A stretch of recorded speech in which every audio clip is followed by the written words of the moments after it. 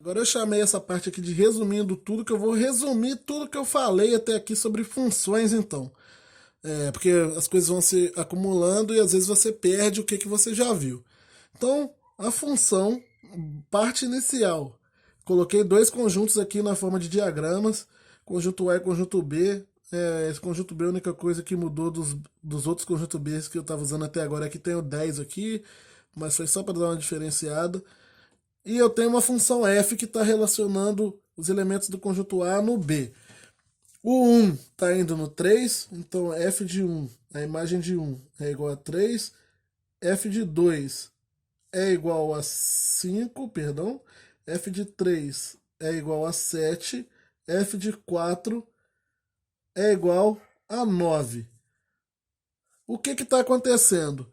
Os números estão sendo associados em um cara que são em elementos em os números de A, perdão, estão sendo associados em elementos de B em, em outros números que equivalem a duas vezes ele mais um. Se você observar, no futuro vocês vão conseguir, quando nós entrarmos nessa parte de como encontrar a lei de formação de uma função, nós vamos trabalhar com isso mais a fundo. Por enquanto você não precisa se preocupar com isso. Tá certo que isso vai ser uma coisa que você vai ter que aprender a fazer no futuro, mas não é agora. Agora é só entender que essa lei de formação existe.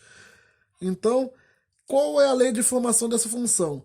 Ó, o 1 ele está sendo ligado no 3, que é a mesma coisa que pegar 2 vezes 1 mais 1. 2 vezes 1, 2 mais 1, 3. O 2 está indo no 5, que é 2 vezes 2 mais 1, que é 5. 2 vezes 2, 4 mais 1, 5. 2 vezes 3, 6 mais 1, 7. 2 vezes 4, 8 mais 1, 9. Então os caras aqui de A estão sendo associados no elemento de B, que equivale a duas vezes ele mais 1. Se eu quisesse fazer uma relação algébrica para um x qualquer aqui de A, o f desse x, a imagem desse x, seria equivalente a duas vezes o x mais 1. Essa daqui que seria a lei de formação dessa função, lei de formação algébrica. Escrever essa função aqui, agora seria algo novo. Eu posso escrever essa lei de forma, escrever essa função completamente significa escrevê-la da seguinte forma: representar essa função. Eu tenho a função f que está indo do conjunto A no conjunto B, onde o A é o domínio e o B é o contradomínio, mas isso eu não preciso escrever, e cuja lei de formação dela é 2x mais 1. E quando eu falo assim, escrever essa função, a palavra que eu queria usar aqui, real, seria a palavra definir. Se alguém pedir para você, defina uma determinada função. Para definir uma função, ou seja, para você representar ela, você tem que representar todas essas partes aqui. Você tem que falar quem é o domínio, quem é o contradomínio, e para falar isso eu represento dessa forma, e tem que falar a lei de formação dela. Assim que significa, isso que significa definir uma função. Eu vou te dar os conjuntos ali, defina a função G entre o conjunto A e B, tal que determinada propriedade acontece. Quando você vai escrever isso matematicamente, significa escrever dessa forma aqui. F de x, a f é uma função que vai de A em B, desse domínio nesse contradomínio, e f de x, a lei de formação para qualquer elemento x de A, é 2x mais 1. Essa seria uma das representações de funções.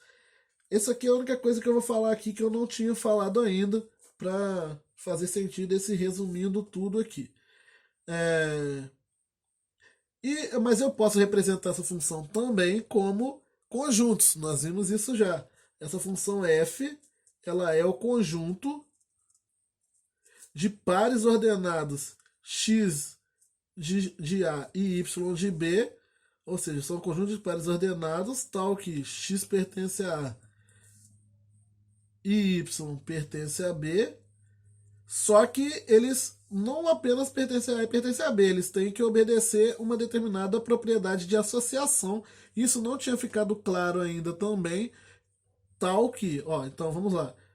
A função f é o conjunto dos pares ordenados onde x pertence a A e y pertence a B. A primeira coordenada vem de A, a segunda vem de B. E essa segunda coordenada y tem que equivaler a duas vezes o x mais 1.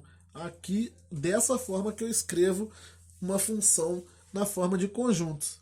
Ela não é um a função ela não é um conjunto de números, porque ela não tem um número só, ela é um par de números, ela pega números de dois conjuntos distintos. Então por isso que eu preciso do par ordenado, os elementos dela são pares ordenados, onde a primeira entrada do par ordenado pertence ao primeiro conjunto, que é o domínio, a segunda entrada pertence ao segundo conjunto, que é o contradomínio, e a lei de formação que associa as duas coordenadas aqui do par ordenado eu tenho que representar. Por isso que você precisa saber montar, no futuro nós vamos ver como fazer isso, montar a lei de formação de uma função, porque na hora de representar ela como conjunto, você precisa indicar qual é a lei de associação entre esses dois elementos aqui.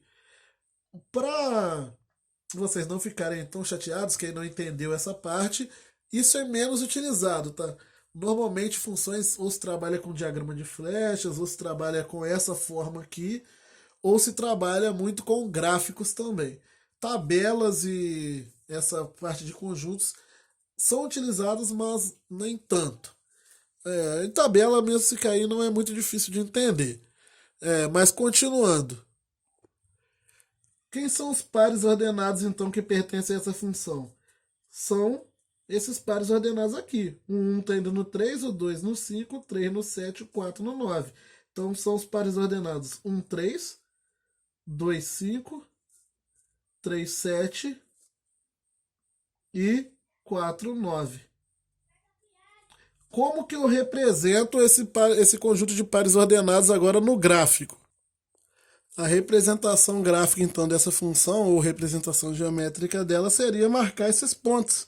O ponto 1, 3, o ponto 2, 5, o ponto 3, 7, e lembrando que tinha ainda o ponto 4, 9. Só que acabou que eu não deixei, eu calculei errado, não deixei espaço para ele aqui, mas o ponto 4, 9 estaria aqui, coordenada da 8, 9, estaria mais ou menos por aqui assim.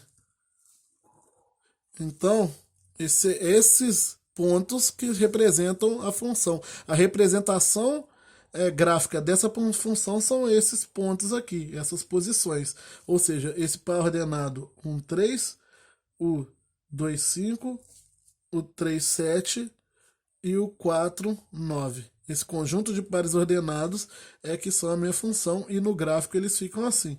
Na tabela, eu falaria que o x igual a 1, o f de x, ou seja, f de 1 é igual a 3, o x igual a 2, f de 2 é igual a 5, x igual a 3, f de 3 é igual a 7 e x igual a 4, f de 4 é igual a 9.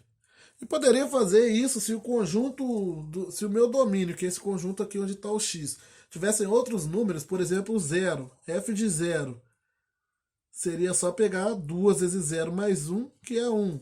F de 2, f de, sei lá, um número negativo, f de menos 2. F de menos 2 é pegar duas vezes. Lembrando que a lei de formação dessa função era f de x é igual a 2x mais 1. Então a f de menos 2, quando x é igual a menos 2, é 2 vezes menos 2 mais 1. 2 vezes menos 2 dá menos 4, mais 1 dá menos 3. Então a f de menos 2 seria menos 3, e eu poderia fazer isso para infinitos números se o meu domínio tivesse infinitos números.